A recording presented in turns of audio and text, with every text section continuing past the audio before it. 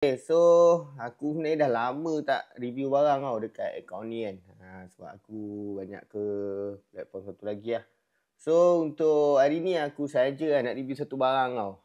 Okay, barang ni antara barang baik juga lah yang dah lama sangat aku guna So kalau korang nampak dekat video aku ni, ada banyak lighting tau. Banyak source lighting Daripada sini ada, daripada belakang ada, daripada tepi sini pun ada kalau korang boleh tengok Nampak ni, kalau aku tutup dia akan jadi gelap sikit. Okay. So apa lighting sebenarnya aku guna kan? Kalau kau nak tahu, dia bukan lighting yang mahal sangat pun aku guna tau. Dia sebenarnya cukup lighting yang biasa. Janji dia boleh bagikan kita punya cahaya. Okay. So inilah lighting dia yang aku guna. Kalau kau boleh tengok. Okay. Sekejap aku adjust lagi lighting aku.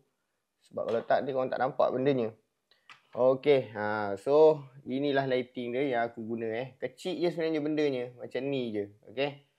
So lighting ni lah yang bantu aku untuk nak buat video ataupun kalau macam contoh aku nak bagi point kepada mana-mana tempat lah aku nak pointkan untuk dapatkan lighting. Okay, so korang tengok contoh dia macam ni. Contoh dia macam ni lah, aku nak bagi lighting kan. Okay, aku sebenarnya pakai dua. Setiap kali aku nak buat video aku akan guna dua lah benda ni. Okay, so aku akan letak dekat tempat yang aku nak bagikan lighting. Macam ni nampak sekarang. Okay. So kalau kau nak dapatkan lighting yang macam aku punya ni, kau tengok je dekat bawah.